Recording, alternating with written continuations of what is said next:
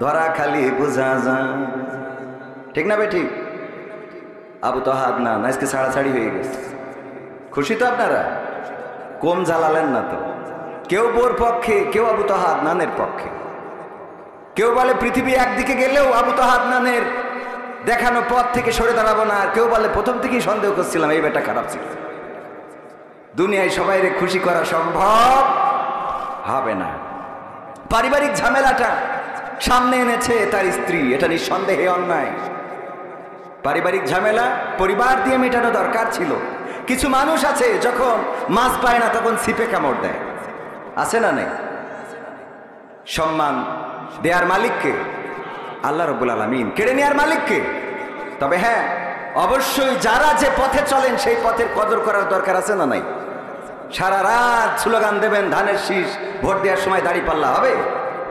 কথা কয় না। আবার সারাদিন স্লোগান দিলেন দাড়ি পাল্লা, ভোট দেওয়ার সময় ধানের শীষ। এটা নেফাকি। কি ফাঁকি? নেফাকি। আপনি যেটা করবেন সেটা স্পষ্টভাবে করেন। আপনি খারাপ কাজটা করলেও সেটার সামনে দাঁড়িয়ে করেন। উপরে বুজুর্গ বুজুর্গ ভাব আর ভিতরে অন্যরকম, এটা করা যাবে? আল্লাহ আমাদের এসব থেকে হেফাজত করুন, বলেন আমিন। সম্মানিত ভাইয়েরা, এলাকার সন্তান, এত করে ওয়াজ শোনানোর কিছু নাই, ওয়াজ যা শোনানোর শোনাবে না। আজমপুর মাঝের পাড়া নতুন মাদ্রাসার উদ্যোগে আজকে 12তম বার্ষিক তাফসিরুল কোরআন মাহফিলের শ্রদ্ধাভাজন সভাপতি জনাব মোহাম্মদ ইসরাফিল হোসেন সাহেব, যিনি সভাপতি মাঝের পাড়া জামে মসজিদ। এছাড়াও নতুন যে মাদ্রাসা হবে, নতুন এখানে একটা মাদ্রাসার পরিকল্পনা করা হয়েছে। যেই মাদ্রাসার উদ্যোক্তা শুধু বলবো না, প্রতিষ্ঠাতা বললেও ভুল হবে না, নিজের জমি বিক্রি করে,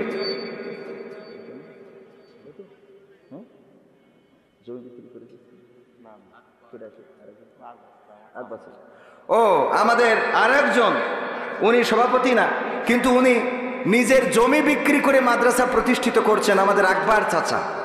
আমি তো এলাকার, কিন্তু সবার আবার ভালো করে চিনিও না, এজন্য একটু ঝামেলা। তো সভাপতি সাহেব আছেন স্টেজে।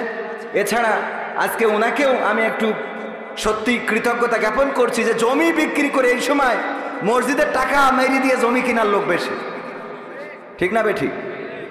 কমিটি চেঞ্জ হয়েছে আর হিসেব দেবে না, খাতা দেয় কিন্তু হিসেব দেয় না, আছে না নাই?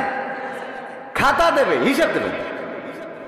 তার মানে মসজিদের টাকা নিয়ে জমি কিনে থিয়ে, ও জমি কিনে সেদিন একজন তো বললো ভাই মসজিদের টাকা নিয়ে দাঁত আনছে।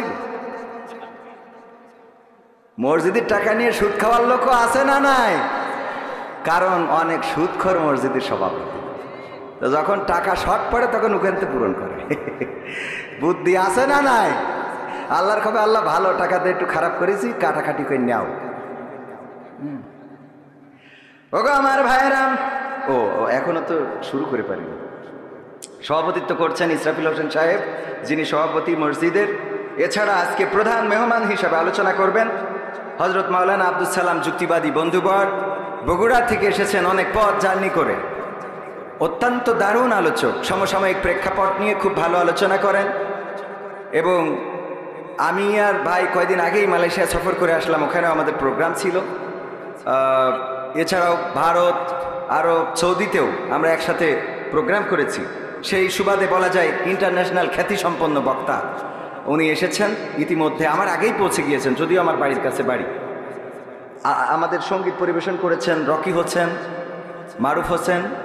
এছাড়াও আমার টিমের আরও সদস্যরা ক্যামেরায় রয়েছেন। আজকে আমার ক্যামেরা পার্সন যারা, দীর্ঘদিন পরে দেখা হচ্ছে, অনেক ভালোবাসার মুখগুলো, যারা অনেক পরিশ্রম করে শীতের রাত কানে মাফলা বেঁধে মোটরসাইকেল চালিয়ে দূর দূরান্তে চলে যায় কোরআনের এই বয়ান। যদিও আমার কাছে অত ভালো বয়ান পায় না, ভালো ভালো বক্তাদের বয়ানগুলো সংগ্রহ করে ইউটিউবে ছেড়ে দেয়, যা আপনারা চায়ের দোকানে বসে বসে চা পান করেন আর ভালো করে এই ওয়াজগুলো শুনতে পারেন, ঠিক না বেঠিক? শুনছেন, হয়তো কিছু শুনবেন, কিছু বাদাম খাবেন, আবার কিছু সময় মার্কেটে যাবেন, কিন্তু ইউটিউবাররা যখন দিয়ে দিবে আপনি আপনার ঘরে বসে সার্চ দিয়ে এই আজমপুরের মাহফিল, পুরা মাহফিল দেখতে পারবেন, শুনতে পারবেন। সুতরাং এই ক্যামেরার গুরুত্ব আছে না নাই?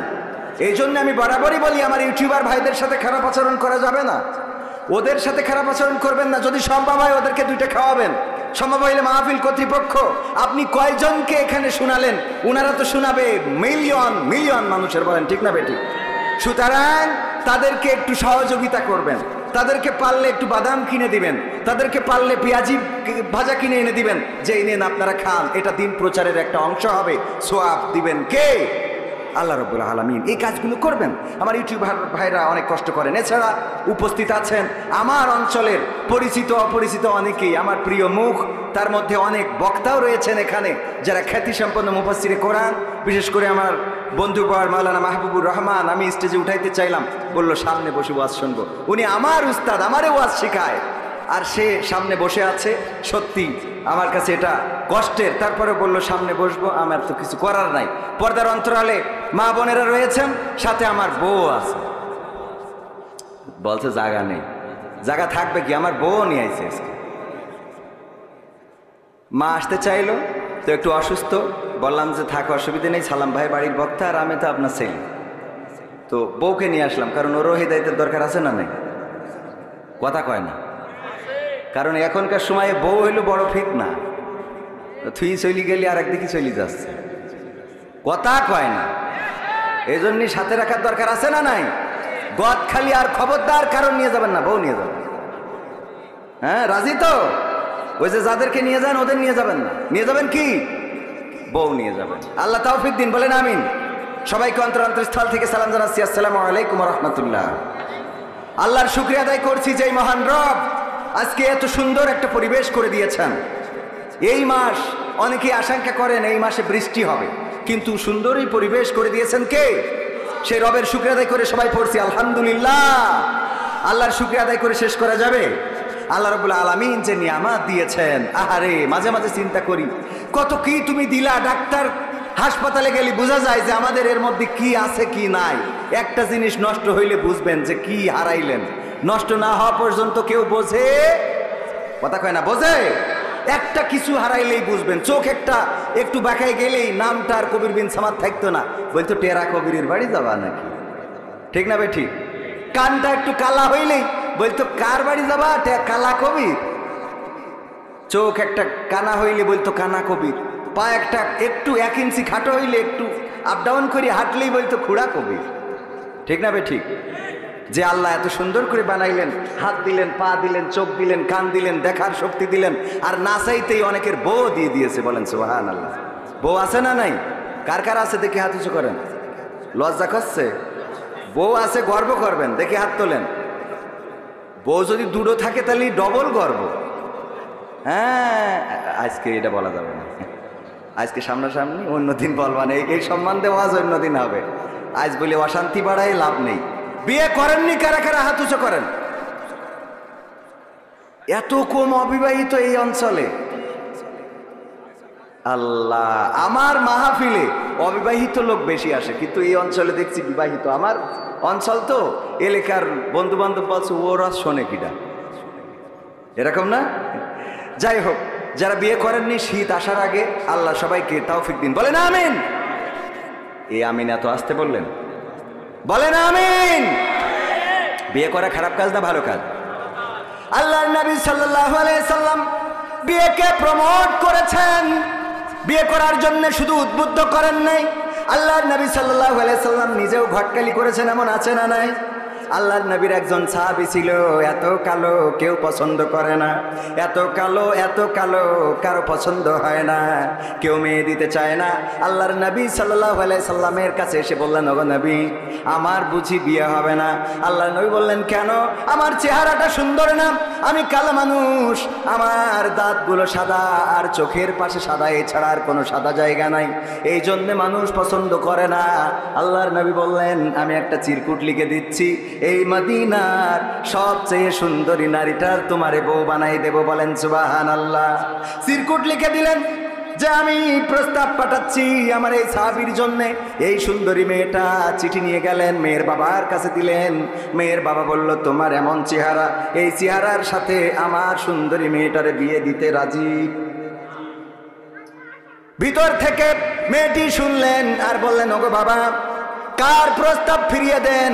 যেই বিয়ের ঘটক স্বয়ং নবী সাল্লাল্লাহু আলাইহি সাল্লাম, যেই বিয়ের প্রস্তাব পাঠিয়েছেন নবী সাল্লাল্লাহু আলাইহি সাল্লাম, সেই বিয়েটা ফেরত দেয়া যাবে না।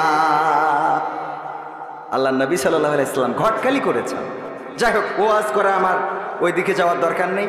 আজকে বিয়েকে এত প্রমোট করারও দরকার নেই। বাড়িতে এমনি ঝামেলা, আরও ঝামেলা বিধে জীবনে। সূরা হাশরের সূরা আল ফজরের 4টা আয়াত আমি তেলাওয়াত করেছি। ইমামরা খুব বেশি বেশি তেলাওয়াত করেন, মনে আছে আপনাদের? ইয়া আইয়াতুহান নাফসুল মুতমাইন্না ইরজিই ইলা রাব্বিকি রাদিয়াতাম মারদিয়া ফাদখুলি ফি ইবাদি ওয়াদখুলি জান্নাতি। এই আয়াতটা নিয়ে একটু কথা বলতে চাই। আয়াতটা যখন নাজিল হচ্ছিল তখন পাশে বসা ছিল আবু বকর রাদিয়াল্লাহু তাআলা আনহু। আবু বকর রাদিয়াল্লাহু তাআলা আনহু ইসলামের কততম খলিফা ছিলেন বলেন তো সবাই? কততম? সবাই বলেন কত? প্রথম। এগুলো শিখে রাখেন। মাঝে মাঝে আমি প্রশ্ন করি, দেখেন না, প্রশ্ন করে কম্বল দিই, খাবার দিই, তেল দিই, কম্বল জায়নামাজ দিই, খেয়াল করেন কিনা? এই প্রশ্নগুলোই তো করি। ইসলামের প্রথম খলিফাকে আবু বকর রাদিয়াল্লাহু তাআলা আনহু। ওই সময় অনেকেই অন্যরকম উত্তর দিয়ে ফেলে, কেউ সাহাবীর নাম বলে, কেউ বঙ্গবন্ধুর নাম বলে। আছে না নাই? মনিহারের কাছে একজনের জিজ্ঞাসা করলাম, আমাদের জাতির পিতার নাম কি? কয় বঙ্গবন্ধু শেখ মুজিবুর রহমান। আমরা ইসলাম থেকে এত পিছিয়ে, 8 দিনে আমি এক মা বোন বলতে হবে, জিজ্ঞাসা করলাম যে উজুর ফরজ কয়টা? তা বলছে 3টা। বললাম কি কি? বলছে ফজর, জহর আর আসর। ফজর, জহর আর আসর উজুর ফরজ। এই অনুষ্ঠানটা দেখবেন, দেখলে আপনারাও মাঝে মাঝে অবাক হয়ে যাবেন। আবার অনেকেই দেখবেন যে আপনি নিজেও জানেন না, যেটা বলেছে এটা আমিও জানি না। বোঝেননি? আবু জাহেলের মতো। আবু জাহেলের কাছে একবার তার ভক্তবৃন্দ এসেছে একটা বস্তু নিয়ে, বলল বৃষ্টি হয়েছে, বৃষ্টির পানিতে এটা ভেসে এসেছে, কি আমরা চিনতে পারছি না। আবু জাহেল সামনে ওটা দেখে কিছুক্ষণ কান্নাকাটি করলেন, তারপরে কিছুক্ষণ হাসা শুরু করলেন। আবু জাহেলের ভক্তবৃন্দ বলল, আবু জাহেল তুমি তো আমাদের নেতা, তুমি আমার এই যে বিষয়টা এনেছি এটা কি না জানিয়ে হাসলে কেন, কাঁদলে কেন? বলল আমি কাঁদলাম এই জন্যে, আমি যদি মারা যাই তাইলে এই সামান্য জিনিসটা তোমরা চিনতে পারো নাই, কি উপায় তোমাদের হবে, এই চিন্তা করে আমি কান্না করলাম। তাইলে হাসলে কেন? বলছে আমি হাসলাম এই জন্যই, এই জিনিসটা কি আমিও চিনতে পারিনি, এই জিনিসটা কি আমিও চিনতে পারিনি। ওর চিন্তা হইলো মারা গেলে এদের উপায় কি হবে, যে এই সামান্য জিনিস এরা বুঝতে পারে নাই।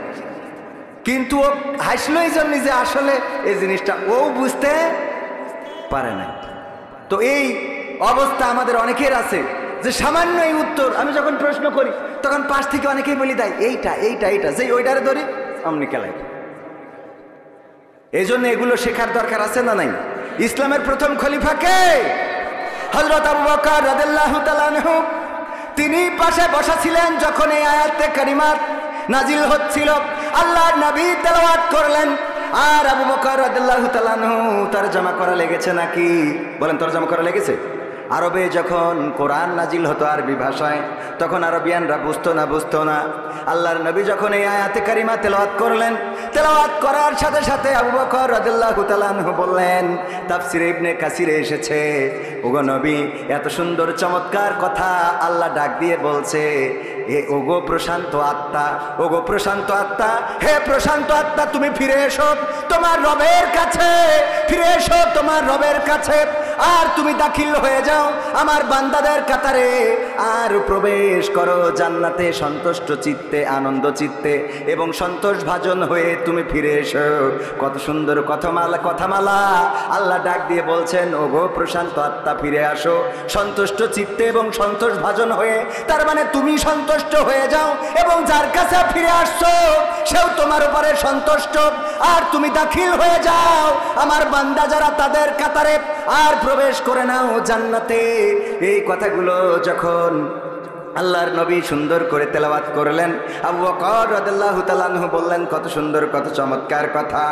আবু বকর রাদিয়াল্লাহু তাআলা আনহুকে আল্লাহর নবী বললেন, আবু বকর শুনে নাও, যখন তোমার মৃত্যুর সময় ঘনিয়ে আসবে তখন আল্লাহ রাব্বুল আলামিন এই কথাগুলো তোমাকেও বলে দিবে।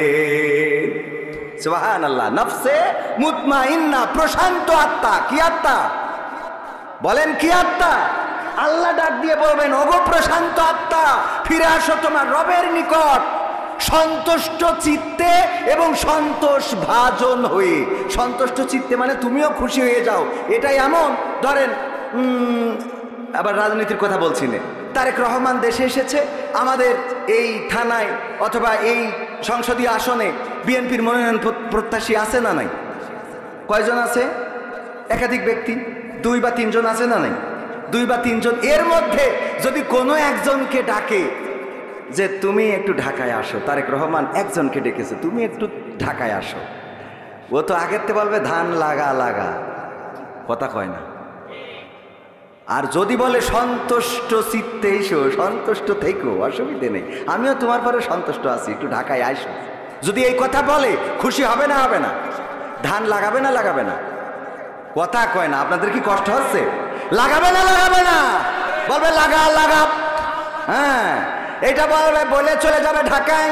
ও আমার ভাইয়েরা, এই যদি একটা মনোনয়নের জন্য যদি এত খুশি হয়, একটা নমিনেশনের জন্য যদি একটা মানুষ এত খুশি হয়, শুধু যদি ডাকে যে তুমি আসো, খুশি থেকো, আমি তোমারে খুশি করে দেব, আমি তোমার উপরে খুশি আছি, মানুষ যদি মানুষকে বলে তাইলে যদি খুশি হয়ে যায়, আল্লাহ যদি কোনো বান্দাকে বলে তার খুশিটা কেমন হওয়া উচিত চিন্তা করেন। আল্লাহ বলছে, ওগো আমার বান্দা, ফিরে এসো তোমার রবের কাছে, এসো তোমার রবের কাছে, যেই রবের জন্য তুমি তাহাজ্জুদের নামাজ আদায় করেছো, যেই রবের জন্য তুমি যাই নামাজ ভিজিয়েছো, চোখের অশ্রু ফেলেছো, সেই রবের কাছে ফিরে আসো, যেই রবের জন্য গোটা রমাদানের মাস রোজা রাখতে, না খেয়ে থাকতে, ইফতারটা সামনে নিয়ে বসে থাকতে, যতক্ষণ আজান দেয় নাই ততক্ষণ পর্যন্ত তুমি খাবার খাও নাই, পানি পান করো নাই, যেই রবের জন্যে, সেই রব আমি তোমাকে ডাকছি, তুমি ফিরে আসো আমার কাছে সন্তুষ্ট চিত্তে এবং সন্তোষ ভাজন হয়ে, আর দাখিল হয়ে যাও আমার বান্দাদের কাতারে, প্রবেশ করো জান্নাতে। এই কথাটা যাদের জন্যে আল্লাহ বলবেন, এদের থেকে ভাগ্যবান আর কেউ কি থাকতে পারে? বলেন, আর কেউ থাকতে পারে? যখন আমাদের কেউ থাকে না তখন থাকেন কে? যখন আমাদের কেউ দেখে না তখন দেখেন কে? যখন আমাদের কেউ খোঁজে না তখন খোঁজেন কে? আল্লাহর নাম নিতে যদি কষ্ট হয়, দরকার নাই, যে আল্লাহ ছাড়া বিপদ উদ্ধার হয় না। মনিরুল ডাক্তার সাহেব স্টেজে আছে। মনিরুল ডাক্তার সাহেব আমার সাথে এসেছে, হঠাৎ অসুস্থতা। যদি মনিরুল ডাক্তারের কাছেও যেতে চান, পাল্লায় যাইতে সময় লাগবে না লাগবে না? যদি কলটা দিতে চান, ফোনটা ধরাইতে সময় লাগবে না লাগবে না? কলটা সে রিসিভ করবে, ঘুমে আছে না জেগে আছে জানেন না, ডাক্তারের কাছে ফোন দিয়ে হয়তো ফোনেও না পাইতে পারেন, কিন্তু গভীর রাতে পেটের মধ্যে ব্যথা শুরু হয়েছে, চিৎকার করে আল্লাহরে ডাকলে শোনার জন্য কি সময় লাগে নাকি? কথা কয় না, সময় লাগে? আল্লাহরে ডাকলেন, আল্লাহ, ওগো আল্লাহ, পেটের যন্ত্রণায় বাঁচি না, তুমি কোথায় আল্লাহ? আল্লাহ রাব্বুল আলামিন এমন দয়া, ডাকার মতো যদি ডাকতে পারেন, আল্লাহ রাব্বুল আলামিন আপনার যন্ত্রণা কমিয়ে দিবেন। ডাকার মতো যদি ডাকতে পারেন, আল্লাহ আপনার অভাব দূর করে দিবেন। ডাকার মতো যদি ডাকতে পারেন, আল্লাহ রাব্বুল আলামিন আপনার সমস্যা সমাধান করে দিবেন। বলেন সুবহানাল্লাহ। আল্লাহর এই ক্ষমতা আছে না নাই? বলেন, আছে না নাই? আল্লাহকে ডাকলেন কে? আদম আলাইহিস সালাম বললেন, রব্বানা যালামনা আনফুসানা ওয়া ইল্লাম তাগফির লানা ওয়া তারহামনা লানাকুনান্না মিনাল খাসিরিন। ওগো আল্লাহ, ওগো রব, আমি তোমারে ডাকছি, আমি আমার উপরে জুলুম করেছি, তুমি আমারে ক্ষমা করো, তুমি আমার উপরে দয়া করো, রহম করো। আল্লাহ শুনেছে না শোনে নাই? আল্লাহর ডাকলেন কে? ইউনূস আলাইহিস সালাম যখন মাছের পেটের মধ্যে ঢুকে গেল, আহারে, পৃথিবীর কোনো মানুষ খবর পাইল না, নৌকা থেকে ফেলে দেওয়া হলো, পানির মধ্যে পড়ে গেল, মাছটা গিলে নিয়ে চলে গেল। ওই মাছের পেটের অন্ধকারের মধ্যে, পানির অন্ধকারের মধ্যে এবং রাতের অন্ধকারের মধ্য থেকে যখন চিৎকার করে বলল, লা ইলাহা ইল্লা আনতা সুবহানাকা ইন্নী কুনতু মিনাজ জালিমিন। আমার আল্লাহর ডাকার পরে আল্লাহ ডাকে সাড়া দিয়েছেন না দেয় নাই? বললেন, ওগো রব, আমি আমার উপরে জুলুম করেছি, তুমি পুত পবিত্র, তোমার মতো বড় পবিত্র আর কেউ নাই। আমি আমার উপরে জুলুম করে ফেলেছি, আল্লাহ তুমি আমারে ক্ষমা করো, দয়া করো, তুমি ছাড়া উপায় নাই। আল্লাহ রাব্বুল আলামিন ইউনূস আলাইহিস সালামের দোয়াটা শুনলেন আর মাছের পেটের মধ্যে যন্ত্রণা বাড়িয়ে দিলেন। আর মাছ আবার যেখান থেকে নিয়ে এসেছিল সেখানেই দিলেন না, বরং এমন জায়গায় তার ল্যান্ড করে দিয়ে আসলেন, এমন এয়ারপোর্টে নামাই দিয়ে আসলেন যেখানে নিরাপদ। বলেন সুবহানাল্লাহ। শুনেছে না শুনে নাই? যখন নদীর পাড়ে মুসা আলাইহিস সালাম, সাহাবীরা বলল, ওগো মুসা, বিপদে পড়ে গেলাম তোমার পরে ঈমান আনার কারণে, আর তো কোনো উপায় নাই, আর কোনো রাস্তা নাই, এখন সামনে মারব পিছনেও মারব, আমরা এমন জায়গায় আটকে গেছি, এমন চিপাগলিতে, যদি বের হতে চায় ফিরআউনের বাহিনী তারা আমাদেরকে অ্যাটাক করবে, তাদের ঘোড়ার পদতলে পিষ্ট হয়ে মারা যাব। আর যদি আগাইতে চায় তাইলে এই সাগরের সমুদ্রে চুবানি খেয়ে মারা যাব। এখন বলো মুসা কি করব? আল্লাহর নবী মুসা আলাইহিস সালাম নিশ্চিন্ত ছিলেন, হতাশ হলেন না, বরং তিনি জানেন যে আল্লাহ রাব্বুল আলামিন আছেন। নফসে মুতমাইন্না তো এরকমই হয়, বিপদে পড়লেও হতাশ হয় না। নফসে মুতমাইন্না হলো মুসিবত যতই আসুক ফাঁসির রশিতে ঝুলানো হবে, ডাক দিয়ে সন্তানকে বলে, ওগো আমার কলিজার টুকরা, বড় ফাঁসির কাষ্টে তো ঝুলবো, লুঙ্গি পরে যাব নাকি পাঞ্জাবি পরে যাব এটা বলে। ওগো আমার ভাইয়েরা এটা বলে না, আমার ফাঁসি দেবে এখনো, দেখো বাঁচাইতে পারবা কিনা, বলে নাকি? নফসে মুতমাইন্না পর্যন্ত, নফসে মুতমাইন্না প্রশান্ত আত্মা, আল্লাহর পরে এতটাই নির্ভর যে মৃত্যুর আগের দিন পর্যন্ত হাসতে থাকে। কথা কয় না? দেখেননি কোরআনের পাখি মৃত্যুর আগের দিনও এমন হাসি দিয়েছেন যেন এক ফালি চাঁদ হেসেছে। আহারে 13টা বছর কারাগারে মুখের মধ্যে মলিনতা কি ছিল, কিন্তু এখন যারা আছে বের করলে মনে হয় এখনো 13 মাস হয় নাই, তাও চেহারার দিকে কি তাকানো যায়? কথা কয় না? যায়, তাকানো যায় না। কারণটা কি? কারণটা হলো তাদের আল্লাহর প্রতি কনফিডেন্স নাই, আত্মবিশ্বাস নাই। আল্লাহর প্রতি তাদের বিশ্বাস না থাকার কারণে ওরা নফসে মুতমাইন্না হইতে পারে নাই। এই জন্য দুশ্চিন্তা আছে না নাই? কথা কয় না? দুশ্চিন্তা আছে না নাই?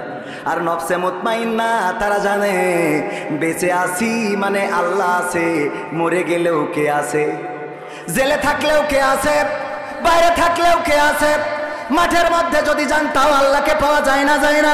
সিজদায় যদি ডাকেন আল্লাহকে পাওয়া যায় না, যায় না।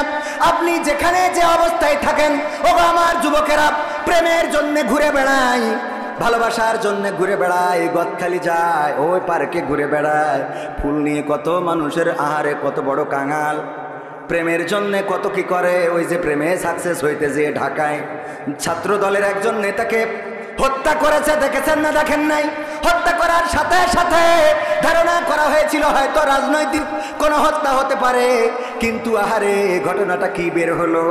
একজন নারীর জন্য তার জীবনটা দিতে হলো। মিন্নির মতো ঘটনা ঘটেছে, বরগুনার মিন্নির নাম আপনাদের মনে আছে না নাই? ত্রিভুজ প্রেমে জড়িয়ে গিয়েছে, প্রাইভেট টিচার যিনি তার সাথেও প্রেম করেছে, আবার ক্লাস 4 থেকে শুরু করি স্যার একজনের সাথে লাইন মারা। 9 বছরের প্রেম আর প্রাইভেট টিচারের প্রেম, চিন্তা করে কার সাথে যাব, কার খাবো, কার সাথে থাকবো, এই দুইটা ব্যালেন্স করতে পারে না। আগের প্রেমিকরে বলিছে নতুন ডারে দুনিয়াতে সরাই দাও যাতে অন্তত আমি সিদ্ধান্ত ভালোভাবে নিতে পারি। আহা, একটা মায়ের কোল খালি করে দিল, খালি সিদ্ধান্ত নেবে যে ও নেই, আমার আর টেনশন নেই, এখন যেইটা এইটার সাথে চলবে। লোকজন আগে আসতে বলবো, আসবে না ওদের যা বলার সিরকুট বলবেন, ওদের মধ্যে কথা বলা যাবে না। তো সে যত এলাকা ছেলে সিরকুট দেবেন, এনে পড়বো তারপরে কথা বলবো। ভাইয়েরা আমার, ও আমার ভাইয়েরা, এই মিন্নির মতো ঘটনা ঘটেছে ঢাকায়। 3য় তলায় যে দরজায় নক করেছে, কিন্তু পরিকল্পনা তো তাদের, এবং নারীদের পরিকল্পনা অত্যন্ত জঘন্য। নারীরা শেষ করে দিতে পারে। আদম আলাইহিস সালামকে জান্নাত থেকে বের করেছে, জান্নাত থেকে বেরোতে হয়েছে যদি আল্লাহর পরিকল্পনা ছিল। তবুও আমাদের হাওয়া আলাইহিস সালাম শয়তানের ওয়াসওয়াসায় পড়ে গিয়েছিল, বলেন ঠিক না বেঠিক? আমাদের আদি মাতা শয়তানের ওয়াসওয়াসায় পড়ে গেলেন, আর আদম আলাইহিস সালামকেও সেই গন্ধক ফল খাওয়ালেন। এর বিনিময়ে কি হয়ে গেল? লজ্জাস্থান থেকে কাপড় সরে গেল, জান্নাতের কাপড়গুলো আল্লাহ রাব্বুল আলামিন কেড়ে নিলেন, তারপরে জান্নাত থেকে দুনিয়ায় পাঠিয়ে দিলেন। চাইবেন। ওগো আমার ভাইয়েরা, এই জন্য নারীদের ষড়যন্ত্র থেকে নিজেদেরকে আল্লাহর কাছে পানাহ চাইবেন। যদি সে বউ হয়, পানাহ চাইবেন কার কাছে? বারবার দোয়া করবেন, রব্বানা আতিনা ফিদ দুনিয়া হাসানা ওয়া ফিল আখিরাতি হাসানা ওয়া কিনা আযাবান। মুখস্থ আছে না নাই? পড়েন, রব্বানা আতিনা ফিদ দুনিয়া হাসানাতাও ওয়া ফিল আখিরাতি হাসানা ওয়া কিনা আযাবান নার। হে রব, তুমি আমাকে দুনিয়ার কল্যাণ এবং আখিরাতের কল্যাণ দান করো এবং জাহান্নামের আযাব থেকে রক্ষা করো। আল্লাহর কাছে দুনিয়ার কল্যাণ চাইবেন, আখিরাতের কল্যাণ চাইবেন। সালাতুল হাজত পড়বেন, যত মুসিবতে পড়েন, যত বিপদে পড়েন সালাতুল হাজত পড়বেন। সম্ভব হইলে তাহাজ্জুদ পড়বেন, আল্লাহর কাছে কাটাকাটি করবেন। সব মুসিবত থেকে মুক্ত করার মালিক কে? বলেন কে? আল্লাহ মুক্ত করার মালিক। এই মেয়েটা, বর্ষা নামের মেয়েটা কি করলো? মাহির নামের ছেলেটার সাথে প্রেমে মত্ত হয়ে ভোর থেকেই প্রেম করে আসছে, 9 বছরের প্রেম। তারে বলেছে যদি এইটারে সরাইতে পারো, জুবাইরকে যদি সরাইতে পারো, জবু বলে ডাকে তার বাবা আদর করে, যদি সরিয়ে দিতে পারো তাইলেই আমি তোমার হব। আহত করা হলো, দরজায় নক করলো, দরজাটা খোলো, আমাকে একটু বাঁচাও। ওই মেয়েটা বলেছে তুমি না মরলে আমি মাহিরের হইতে পারবো না, সুতরাং তুমি মরে যাও, সেটাই ভালো। এই যে মেরে ফেললো, আহারে এই প্রেম, এই ভালোবাসা। এখন একজন মায়ের কোল খালি করলো, অপরজনের মা আবার ওই আসামিকে এনে ধরিয়ে দিয়েছে, নিজে পুলিশের কাছে সোপর্দ করেছে। আর যেই মেয়েটার কারণে সেও এখন জেলখানায়। বলেন দেখি, প্রেম কি ভালো কিছু বয়ে আনলো না খারাপ কিছু? তাইলে এই প্রেম কি করা যাবে? না, করবেন না। প্রেমের পিছনে ঘুরবেন না। আপনি যারে চান চিঠি দিয়ে লাভ নেই, মেসেজ করে লাভ নেই, ফ্রেন্ড রিকোয়েস্ট পাঠিয়ে লাভ নেই, টিকটক করে লাভ নেই। বরং যদি সিজদায় পড়ে আল্লাহর কাছে চাইতে পারেন, আল্লাহ আমার তো মনে হয় ওই মেয়েটা যদি আমার জীবন সঙ্গিনী হয়ে যায় তাইলে আমার জীবনটা সুখের হবে, আমি বড্ড ভালোবাসি। আল্লাহ রাব্বুল আলামিন যদি কল্যাণ মনে করেন তারে তোমারে দিয়ে দিতে পারে না? পারে না? কথা কয় না, পারে না? পারে না?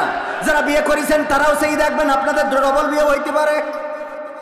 এই আল্লাহ দিতে পারে না? পারে না? এটা কি খারাপ কাজ? খারাপ কাজ? ভাইরা আমার, নফসে মুতমাইন্নার কথা বলছিলাম। প্রশান্ত আত্মা তো এমন। মুসা আলাইহিস সালাম দাঁড়িয়ে আছেন, সাহাবীরা, ওরা মুসা আলাইহিস সালামের সাহাবীরা খুব বেতাড়া ছিল। কি ছিল? বেতাড়া। মানে মুসা আলাইহিস সালাম যদি ওরা বলে সোজা, ওরা যায় বেকা। কোরআনে সব ঘটনা আছে, সূরা বাকারা, এটা তো ওই ঘটনাকে কেন্দ্র করি। বলছে যে গরু কুরবানি দিতে বলিছে, তা বলছে সেই গরু ছোট হবে না বড় হবে?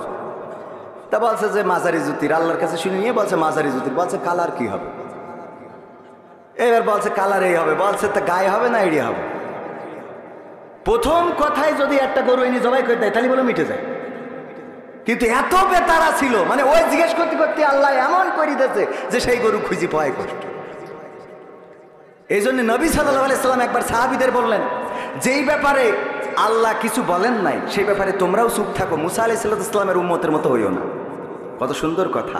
যে ব্যাপারে আল্লাহ কিছু, আমাদের কিছু কাজ আছে, আমাদের ফতোয়া জানার দরকার খুব। বলছে হুজুর, ওয়াজ শুনে বাড়ি যাওয়ার সময় আমার ভাই আবার একটু পায়খানা লাগিল, তো মাঠে পায়খানা ফিরে, ওই সময় তো পানি নেই, তা না শুইছে, তো খেজুর গাছতে রস পেড়িয়েছে, পরের গাছের অবশ্যই ওইটা ঝেড়িয়ে আমরা আবার খেয়েতে বাড়ি আইছি। এতে কি মানে ও যে সুচি নিয়ে জন্য কি গুণা হবে?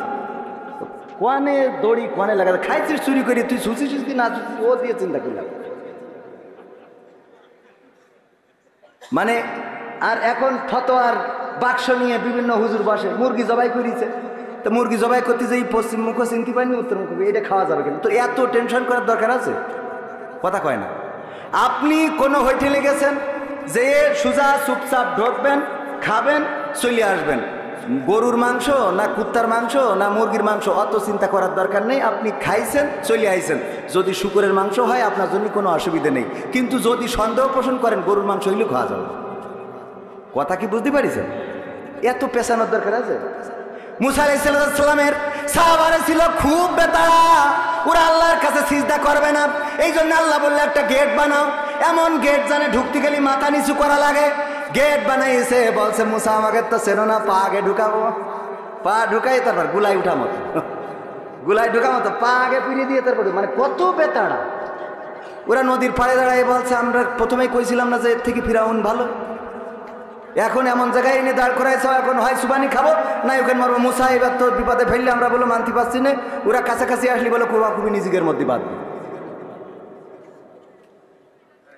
আল্লাহর নবী মুসা আলাইহিস সালাম প্রশান্ত আত্মার অধিকারী ছিলেন, নাফসে মুতমাইন্না, এত প্রশান্ত, কিছুই বললেন না, চুপচাপ আল্লাহর অপেক্ষায় ছিলেন। আল্লাহ রাব্বুল আলামিন বললেন, মুসা কি সমস্যা? ওগো আল্লাহ, নদীর পাড়ে তো দাঁড়ায় আছি, পার হইতে হবে, কি করব?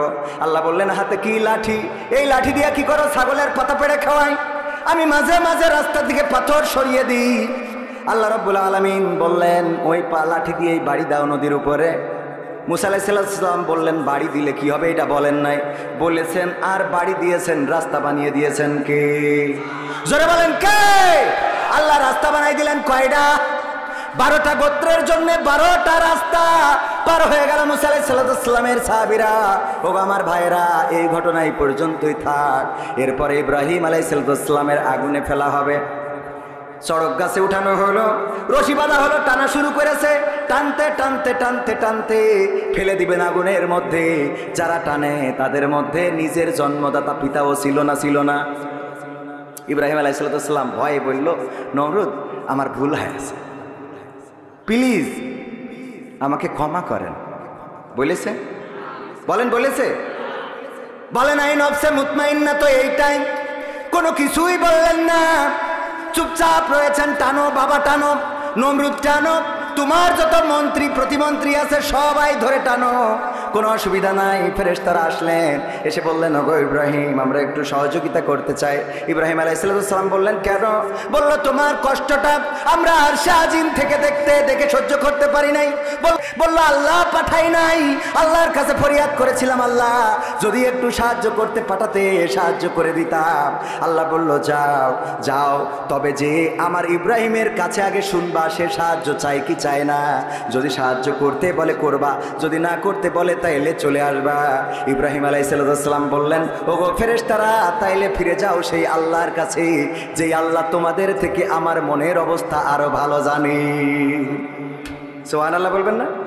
তোমাদের থেকে আমার আল্লাহ আরো ভালো জানেন। তোমরা মনের অবস্থা কি জানো? আল্লাহই তো দেখে আমার মনে কি হয় কি না হয়। আল্লাহ রাব্বুল আলামিন কি করলেন?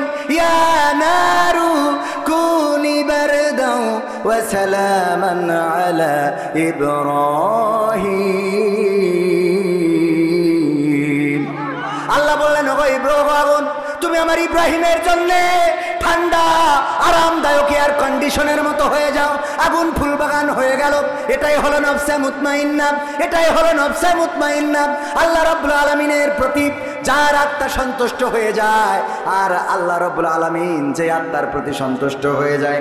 আইয়ুব আলাইহিস সালাম রোগে ভুগতে লাগলেন, সন্তান মারা গেল, সম্পদগুলো সব শেষ হয়ে গেল, স্ত্রীরা চলে গেল, শুধু রহিম আলাইহিস সালাম ছাড়া।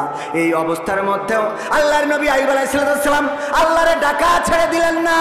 এটা বললেন না, ওগো আল্লাহ তুমি আমারে কেন রোগ দিলে? আমি তো সারাদিন তোমার জিকির করি। এই কথা একবারও বলেন নাই, একবারও এমন কথা উচ্চারণ করেন নাই। অসুস্থর পরে অসুস্থ, গায়ে ঘা হতে হতে পোকা হয়ে গেল, পোকাগুলো গা থেকে ঝরে ঝরে পড়ে। এরপরে আস্তে করে যখন জিহ্বায় পোকা ধরে গেল, জিহ্বাগুলো খাওয়া শুরু করে দিল, তখন আইয়ুব আলাইহিস সালাম ডাক দিলেন, ওগো রব, হে আমার রব, তোমার কাছে কোনো অভিযোগ আমি কোনোদিন করি নাই। আমার সন্তান মারা গেল বলি নাই, আমার সম্পদ ধ্বংস হয়ে গেল বলি নাই, আমার স্ত্রীরা চলে গেল বলি নাই, আমার কাজের মানুষগুলো চলে গেল অভিযোগ করি নাই, আমার গায়ে ঘা দিয়েছ, কুষ্ঠ দিয়েছ বলি নাই, আমার শরীরে পোকা দিয়ে আমার গোশতগুলো খাইয়ে নিয়েছো তাও বলি নাই, অভিযোগ করি নাই। ওগো আল্লাহ, আজকে অভিযোগ করা ছাড়া কোনো উপায় নাই, কারণ আমি এত কষ্টের মধ্যেও আমি তোমার জিকিরটা করতাম আমার জিহ্বা দিয়ে, আর আজকে তুমি আমার সেই জিহ্বায় পোকা দিয়েছ, আর ওই পোকা আমার জিহ্বাটা খেয়ে ফেলে। ওগো আল্লাহ, তুমি বলো আমার জিহ্বাটা যদি পোকাই খেয়ে নেয়, তাইলে আমি কেমন করে তোমার জিকির করব, কেমন করে আমি তোমারে ডাকবো, কেমন করে আমি আল্লাহ আল্লাহ বলে তোমারে আহ্বান করব। ওগো রব, তুমি আমার সমস্ত শরীরে পোকা দাও, শুধু জিহ্বাটা অক্ষত রেখে দাও। বলেন আল্লাহু আকবার। আল্লাহ রাব্বুল আলামিন বললেন, ওগো আইয়ুব, আমার পরীক্ষা নেওয়া শেষ, তোমার আর দুশ্চিন্তার কারণ নাই, সব ফিরিয়ে দিলাম। সুবহানাল্লাহ। ফিরিয়ে দিলেন কে? আল্লাহ আবার সব ফিরিয়ে দিলেন, সম্পদের জায়গায় চলে আসলো, সন্তান স্ত্রী সব চলে আসলো, শরীর আবার আগের মতো ভালো হয়ে গেল। এটাই হলো নফসে মুতমাইন্না। আপনি কষ্ট পান, দুঃখ পান, রোগে থাকেন, শোকে থাকেন, ডাকবেন কাকে? দূর করার মালিককে। আমার মা আসে নাই, আমার মা থাকলে সত্যতা যাচাই করতে পারত। আমি আপনার এলাকার সন্তান, এই অঞ্চলে এই পথেই বাইসাইকেল চালিয়ে বড় হয়েছি। পাল্লা মোকামতলা দাখিল মাদ্রাসার ছাত্র আমি, অনেকেই চেনেন। আমার রবিউল চাচা আছেন, ডাক্তার রবিউল চাচা, আব্বার সাথে ঘুরে বেড়াতেন। আব্বা মারা যাওয়ার পরে আমার মা পরের বাড়িতে কাজ করার মতো ভূমিকাও রেখেছেন, মানুষের কাছে হাত পেতেছেন, কিন্তু ধৈর্য হারা হন নাই, মানুষের কাছে গিয়েছেন। বাবা মারা যাওয়ার পরে একের পর এক বিপদ আসতেই থেকেছে। বাবা মারা যাওয়ার পরে আবার 2 বছর পরে আমার ভাগ্নি মারা গেল। আমার মায়ের সমস্ত গায়ে কুষ্ঠ রোগ দেখা দিল, সমস্ত শরীরে ঘা। এই ঘা নিয়ে আমাদের এমপি ছিল মুহাদ্দিস আবু সাইদ সাহেব রাহিমাহুল্লাহ, উনার কাছে গিয়েছিলেন সহযোগিতার জন্য। আল্লাহ এমন একটা পরিস্থিতি আমাদের তৈরি করেছিলেন যে আমি হোটেলে কাজ করা, থালা বাসন মাজা পর্যন্ত করেছি, গার্মেন্টসে কাজ করেছি, আল্লাহর পথ থেকে সরে দাঁড়ায় নাই। যেই মালয়েশিয়ায় পরিশ্রম করতাম, এখন সেই মালয়েশিয়ায় আবার মেহমান হয়ে যে ওয়াজ শোনাই, বলেন সুবহানাল্লাহ। এটা করে দিয়েছেন কে? আল্লাহর প্রতি যদি বিশ্বাস থাকে ঘুরে দাঁড়াবেন, আজ হোক কাল হোক দাঁড়িয়ে দেবেন কে? দাঁড় করিয়ে দিবেন কে? সম্পদ হারিয়ে গেছে, দুঃখ পাওয়ার দরকার নাই। সন্তান হারিয়ে গেছে, দুঃখ পাওয়ার দরকার নাই। একটা সন্তান মারা গেছে, কষ্ট পায়, পরের বার দেখা যায় আল্লাহ যমজ সন্তান দান করে দিয়েছেন, বলেন সুবহানাল্লাহ। দিয়ার মালিক কে? যদি আল্লাহর পরে আস্থা থাকে, যদি আল্লাহর পরে বিশ্বাস থাকে, যদি আল্লাহর পরে তাওয়াক্কুল করেন, নফসে মুতমাইন্না, যদি আপনি সিদ্ধান্ত, আল্লাহর সিদ্ধান্তে অটল থাকেন। ইব্রাহিম আলাইহিস সালাম আল্লাহর সিদ্ধান্তে অটল ছিলেন। আল্লাহ বললেন ইয়া নারু কুনি বারদাও ওয়া সালামান আলা ইব্রাহিম, ও আগুন তুমি আমার ইব্রাহিমের জন্য ঠান্ডা আরামদায়ক হয়ে যাও। এমনি ভাবে যুগে যুগে শুধু নবী পয়গম্বরদের নয়, আল্লাহর নবী আমাদের প্রিয় নবী মুহাম্মদ সাল্লাল্লাহু আলাইহি সাল্লাম হিজরতের রাতে যখন যাচ্ছেন, তখন আশ্রয় নিয়েছিলেন সাওর নামক একটা গুহা, যেই গুহার নাম হলো গারে সুরা, আরবিতে বলে গারে হেরা, সাওর পর্বতের গুহা। আর কুরআন নাজিল হয়েছে কোথায় বলেন? গারে হীরা, হেরা গুহায়। গারে হীরা বলে, ওইটা হলো হেরা গুহা। যারা উঠেছেন তারা জানেন, এখন উঠাটা সহজ, ওদিকেও যাব না। আল্লাহর নবী এমন একটা গুহায় আশ্রয় নিয়েছেন আবু বকর রাদিয়াল্লাহু তাআলা আনহুর সাথে। আর বিশ্বনবী সাল্লাল্লাহু আলাইহি সাল্লাম ওই গুহার মধ্যে যখন আশ্রয় নিয়েছে, পায়ের দাগ দেখে একজন কাফের চিনতে পারত। ওই পায়ের দাগ দেখে হাঁটতে পৌঁছে গেল ওই গারে সাওরের ওই জায়গায়, সাওর পর্বতের গুহার ওখানে পৌঁছে যাওয়ার পরে তারা কথোপকথন করছে, পায়ের দাগ তো এখানেই শেষ হয়েছে, নিশ্চয়ই এই গুহার মধ্যে আশ্রয় নিতে পারে। আবু বকর রাদিয়াল্লাহু তাআলা আনহু বললেন, ও নবী, আর কোন রাস্তা খালি রইল না, আর কোন রাস্তা বাকি রইল না। আল্লাহর নবী বললেন, আবু বকর কেন এমন কথা বললে? আবু বকর রাদিয়াল্লাহু তাআলা আনহু বললেন, ও নবী, উপরের দিকে একটু তাকিয়ে দেখেন, কতগুলো কাফের, ওরা সংখ্যায় বেশি, ওরা এই জায়গা পর্যন্ত চলে এসেছে, এখন নিচের দিকে তাকালেই আমাদের দেখে ফেলবে। আমরা তো সংখ্যায় মাত্র 2 জন, আর ওরা সংখ্যায় অধিক, আমাদের আর বাঁচার কোনো রাস্তা রইল না। আল্লাহর নবী প্রশান্ত আত্মা জবাব দিলেন সুন্দর করে, ও আবু বকর, তুমি তো গুনতে জানো না, তুমি যেটা গুনেছো সেটা ভুল। আমরা 2 জন নয়, আমরা যেখানে আশ্রয় নিয়েছি 2 জন নয়, আমাদের সাথে তৃতীয়তম আর একজন আছেন, তিনি হলেন তোমার আমার স্রষ্টা মহান রব আল্লাহ। তিনি রয়েছেন আমাদের সাথে, তোমার গোনা হয় নাই। যেই রব চাইলে ওরা আমাদেরকে দেখবে না, আল্লাহ রাব্বুল আলামিন কাফেরদের এমন মানসিকতা তৈরি করে দিলেন, ওরা নিচের দিকে তাকালো না, নিজেরা বলা বলি করলো, যদি এখানে মুহাম্মদ সাল্লাল্লাহু আলাইহি সাল্লাম আসতেন তাইলে এই মাকড়সার জালটা তো থাকতো না, কবুতর এখানে বাসা তো বাঁধতো না, বাসা বুনতো না, এই জায়গায় সে থাকতে পারে না, চলো ফিরে যায়। ওরা নিজেরা কথা বলে আবার নিজেদের রাস্তায় চলে এসেছেন। এই মন মানসিকতা তৈরি করে দিয়েছিলেন কি? সে আল্লাহর পরে আস্থা রাখা যাবে? আমরা মনে করি মসজিদে যদি টাকা দিই তাইলে মনে হয় অভাব শুরু হয়ে যাবে। এরকম মানুষ আছে না? নেই? মসজিদে যে দান করতে চায় না, জুমার দিন আসে সবচেয়ে ছিঁড়া ফাটা নোট, যেই নোটটা আর ফকিরেও নেবে না, সেই নোটটা মসজিদে দান বাক্সে দেওয়ার মতো আল্লাহর বান্দা আছে না নাই? এখনো মসজিদের বাক্স ঝাঁকাইলে খটাং খটাং খটাং খটাং শব্দ হয়, তার মানে এখনো কয়েনগুলো মসজিদে আসে না? আসে না? 2 টাকার নোট এখন ফকিরেও নেয় না। ফকিরে নিবে কি? ঢাকায় যেই দেখলাম, ওরে বাবা, কোনো ফকির এখন মুখ দিয়েও ভিক্ষা করে না, সবাই ওই ব্লুটুথ মাইক্রোফোন কিনে নিয়েছে, ব্লুটুথ ওই স্পিকার কিনে নিয়েছে। আল্লাহর বান্দা চেয়ারে বসে আর ওই ব্লুটুথ জুড়ে দিয়েছে, সার চেয়ারে বাসারে। স্যার এখন ভিক্ষে করে, তাও চেয়ারে বসে। আমি বললাম, আল্লাহ, আমরা হাইটি বাড়াই আর ওরা বসে বসে ভিক্ষে করে, কি আরাম আছে না নাই? আমি প্রায়ই বলি, আমার গেটের সামনে, আপনাদের এলাকায় আসে, ভ্যানে করে এক ফকির শুয়ে থাকে, মাইক বাজে, সামনেটা আসে না আপনাদের এলাকায়? হ্যাঁ, ওই অফিসার আসলো, আমি গেট খুলি, আমার আবার ফকির দেখলেই কেন জানি একটু রাগ হয়, কারণ রাসূল সাল্লাল্লাহু আলাইহি ওয়াসাল্লাম ফকিরদেরকে কাজের জন্য উৎসাহ দিয়েছে। এছাড়াও আল্লাহ রাব্বুল আলামিনের কাছে 2টা অপছন্দের হালাল, 2টা হালাল কিন্তু অপছন্দের, ঘৃণার। 1 নম্বর হলো তালাক, আর 2 নম্বর হলো ভিক্ষাবৃত্তি। এই 2টা কাজ আল্লাহর কাছে অপছন্দের, তবে হালাল। তো আমি অফিসারকে বললাম, ভিক্ষে নিতে যে গামলা ধরিছে, ফকির তো ভ্যানে শোয়া, আমি বললাম যে আপনি এই যে ভ্যানে করি ফকিরের ভিক্ষে নিতে আইছেন, এটা না করি আপনি ভ্যান চালাই তো ফকির চালাতে পারেন। তো বলছে, হুজুর আপনি বুঝতে পারেননি। কেন? তা বলছে, আমি ফকির নিয়ে আসিনি, ফকির আমার এনেস। কেন? তা বলছে, আমি ফকিরের ড্রাইভার। ফকিরের কি ভার? ড্রাইভার। কেমনে কি? বলছে, ফকির আমার বেতন দেয়। বলছে, ভ্যান, ওই যে মাইক, এই যে গামলা, সব ফকিরই। ও আমার কাড়ি নিলে আমার চাকরি শেষ। ও তো ফকির না, ও মালিক। আল্লাহ, ও বস। আরবি ভাষায় কফিল, হ্যাঁ, আরবি ভাষায় কি? কাতারে বলে মুদির, আর সৌদি আরবে, ইদুর, সিঙ্গাপুর, মালয়েশিয়ায় বলে বস। ও নিয়ে আসে, বলছে আমার মাসে মাসে বেতন দেয়, তাই আমি এই নিয়ে আসি, এই যে গামলা ধরি, এই করি বেড়াইতে হয়। তাই আমি বলছি, মাইক লাগানো কেন, একটু মুখী করতে? বলছে, অত কষ্ট করি পারে কি? আমি শুয়ে রয়েছি কেন? বলছে, বসে থেকে পারা যায় অত, এজন্য আরামসে ঘুম দিচ্ছে, দায়িত্ব সবের।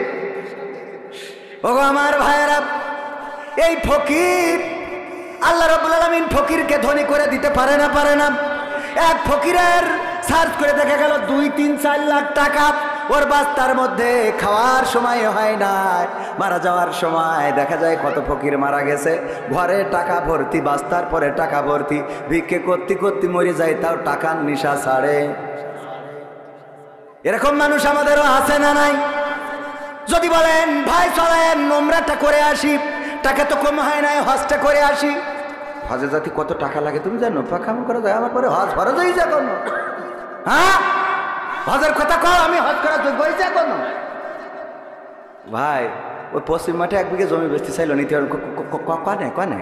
আরে বাবা, ও জমির কথা শুনলি এনার্জি। হ্যাঁ, তোমার চাষির নামে ব্যাংকে করে টাকা আছে, দেখো যদি হয় নোবান।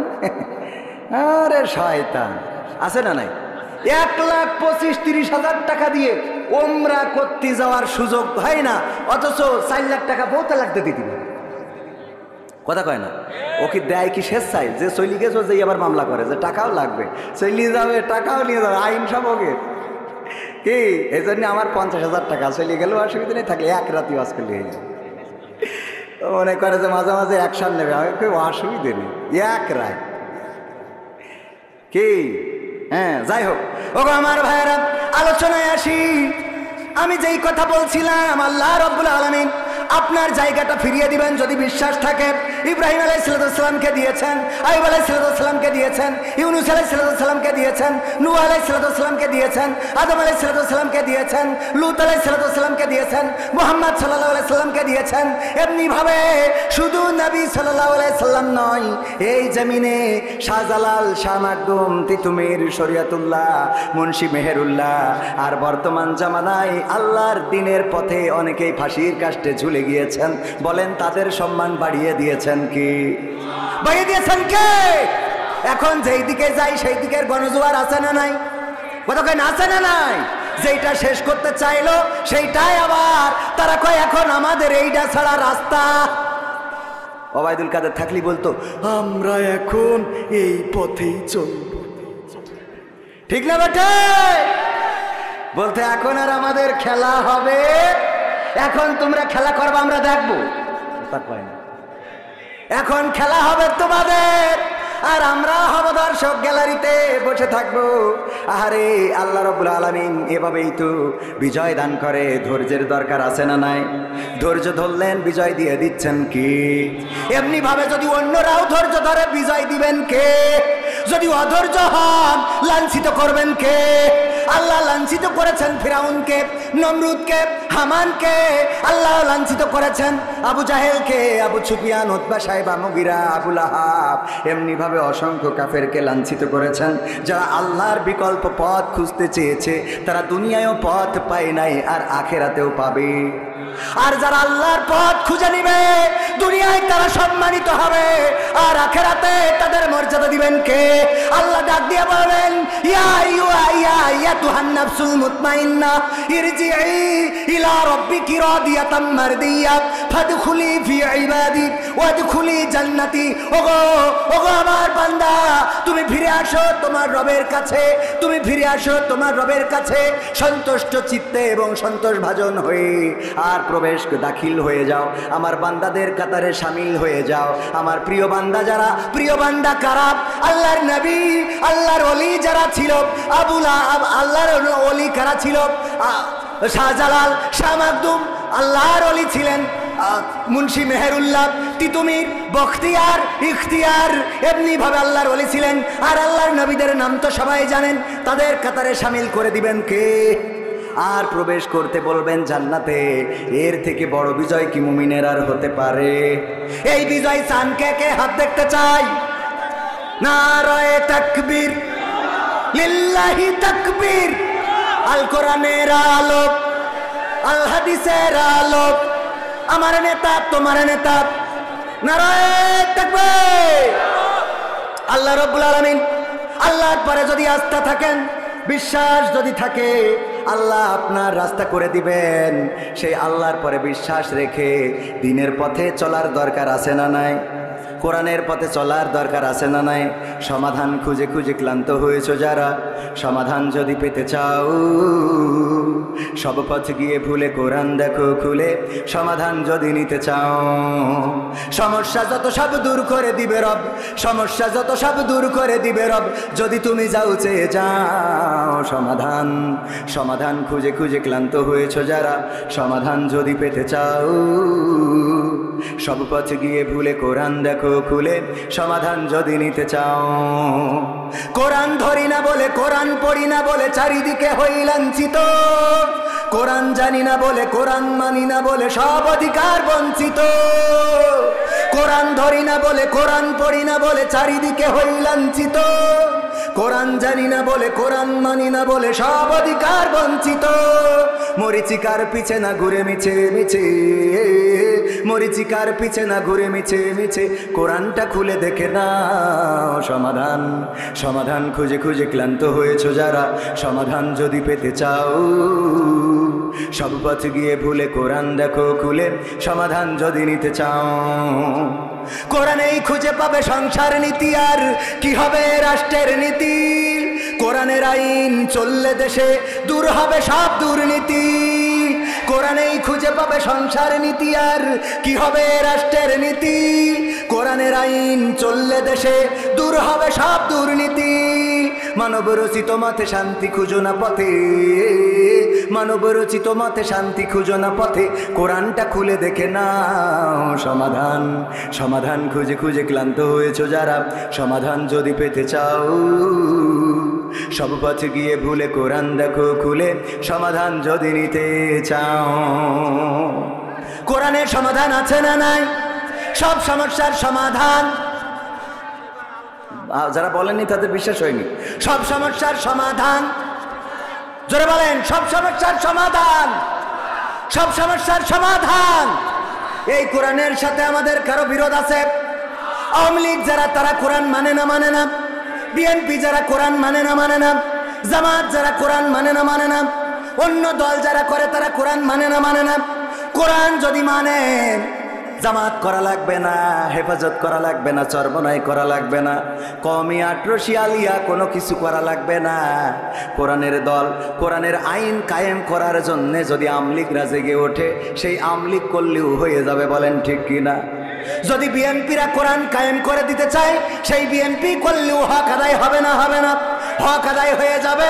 আমি কোন দলের কথা বলতে চাই না, আমি আমার কথা হলো কোরআনের দল করবে যারা, তাদের পক্ষে আমরা, বলেন ঠিক না বেঠে?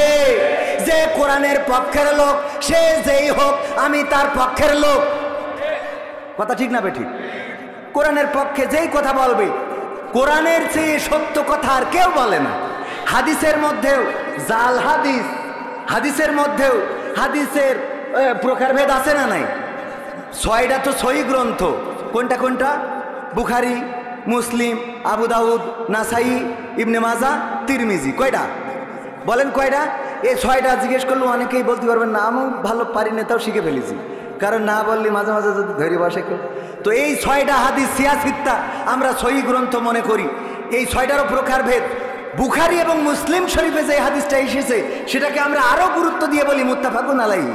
বলি না যে এই হাদিসটা খুবই গুরুত্বপূর্ণ, যে এই 2টা কিতাবে এসেছে। আবার অনেক রাবি আছে যে রাবি পরিচিত না, এই জন্য আমরা ওই সাহাবিগুলো, ওই হাদিসগুলোকে গরিব হাদিস বানাই নিয়েছি। ওই হাদিসগুলোকে আমরা, অনেক হাদিস আছে যে হাদিসগুলোকে জালও বানাই ফেলেছি। এরম আছে না নাই? কথা কয় না।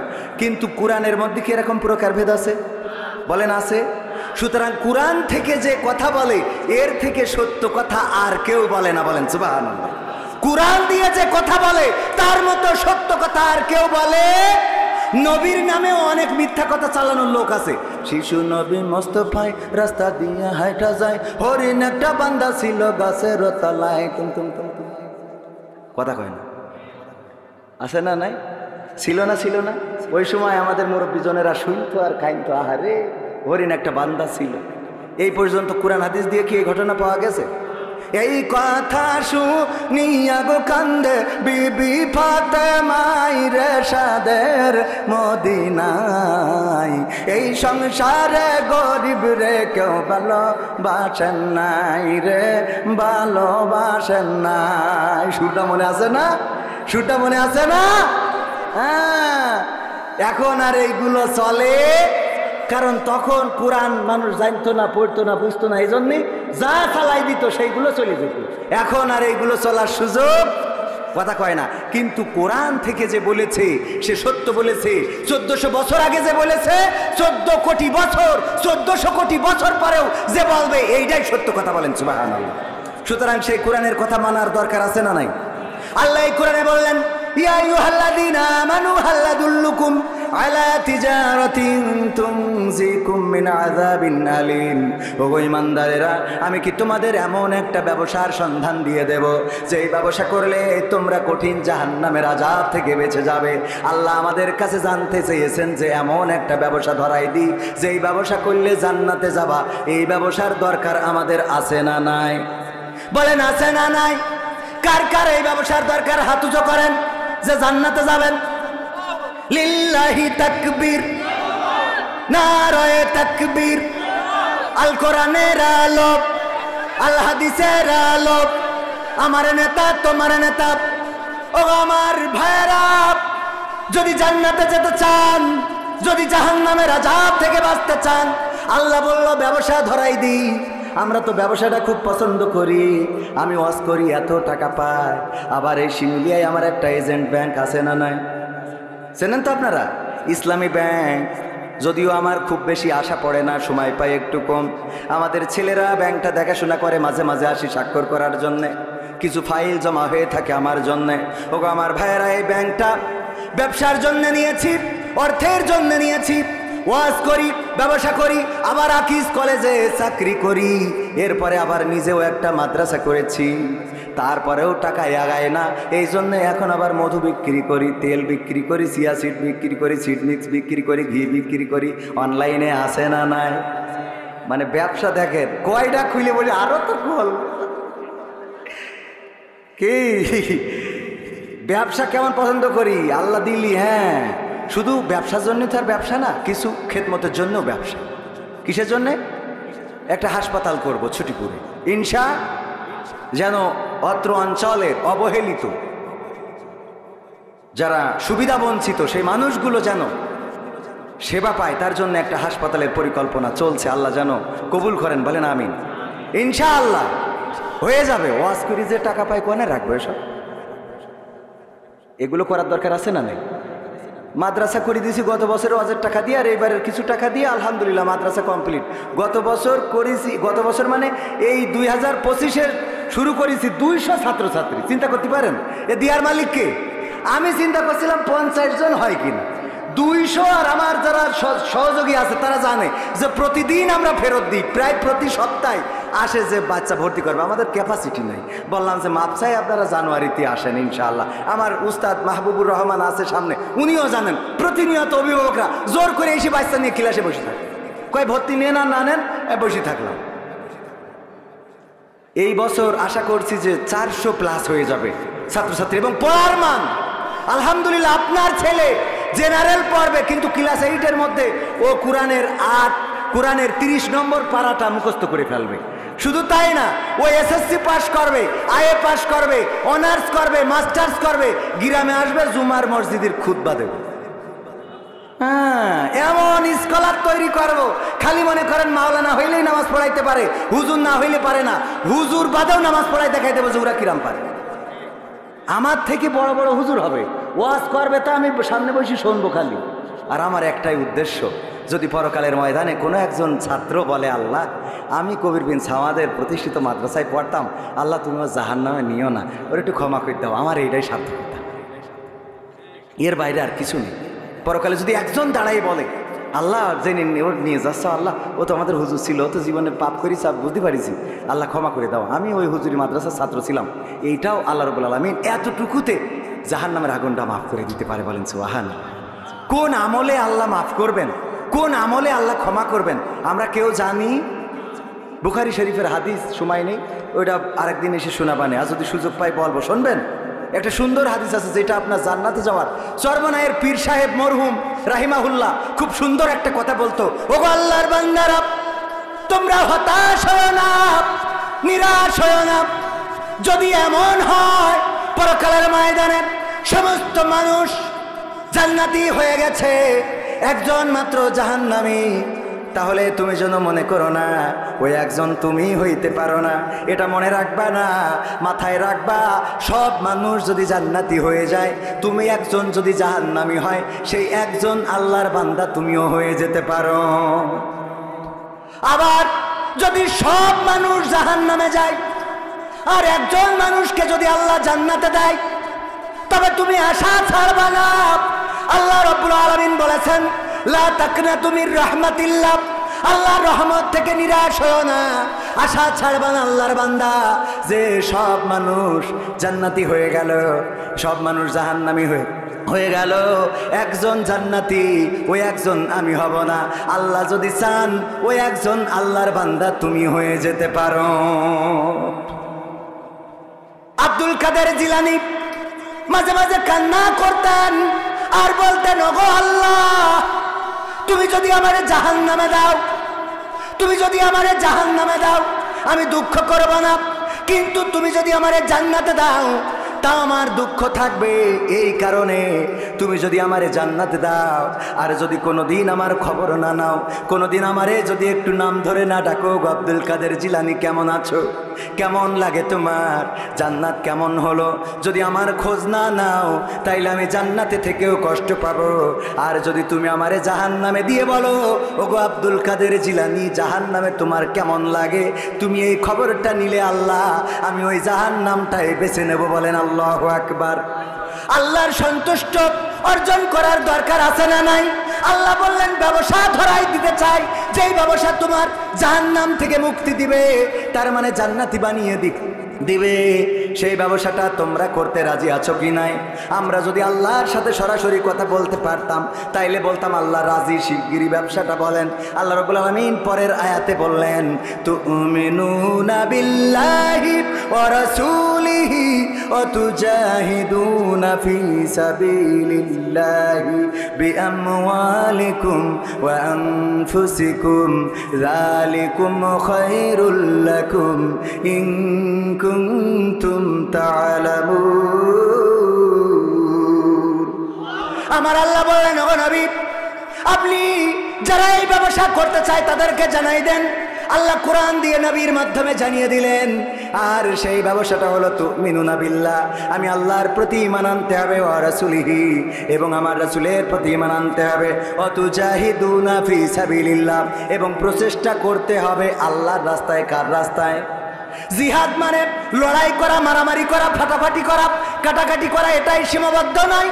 জিহাদ শব্দের অর্থ হলো প্রচেষ্টা করা, আল্লাহর রাস্তায় প্রচেষ্টা করা। সেটা হতে পারে মসজিদ নির্মাণ, হতে পারে মাদ্রাসা নির্মাণ, হতে পারে টিউবওয়েল পোতা, হতে পারে মানুষের জন্য গাছ লাগানো। আল্লাহর রাস্তায় এই কাজগুলো করার জন্য আল্লাহ বললেন, যদি আমার রাস্তায় প্রচেষ্টা করতে পারো বিয়াম ওয়ালিকুম, মাল দিয়ে, ও আনফুসিকুম, এবং জান দিয়ে, তবেই তোমরা সফল কাম হয়ে যাবে। বলেন সুবহানাল্লাহ। সফল কাম করে দিবেন কে? এই ব্যবসা করার দরকার আছে না নাই? বলেন আছে না নাই? গলার আওয়াজ একটু জোরে বলেন, আছে না নাই? হাত উঁচু করে বলেন, আছে না নাই? জোরে হাত উঁচু করেন, টানটে, আছে না নাই? হাত উঁচু করেছেন ভাইরা আমার, আমি দেখে লাভ নাই। দেখেছেন কি? আল্লাহর রাস্তায় যদি ব্যবসা করতে পারেন, আল্লাহ রাব্বুল আলামিন আপনাকে ব্যবসায় যদি উত্তীর্ণ করেন, দুনিয়া এবং আখিরাতে কল্যাণ দিতে পারে না? পারে না? বলেন পারে না? পারে না? সবচেয়ে বড় ভাগ্যবান তো সে যে আল্লাহর সাথে ব্যবসা করে। আল্লাহ রাব্বুল আলামিন বলেছেন, ইন্নাল্লাহা আশতারা মিনাল মুমিনিনা আনফুসাহুম ওয়া আমওয়ালাহুম বিআন্না লাহুমুল জান্নাহ। আমার আল্লাহ বলছেন, ওগো আমার বান্দা,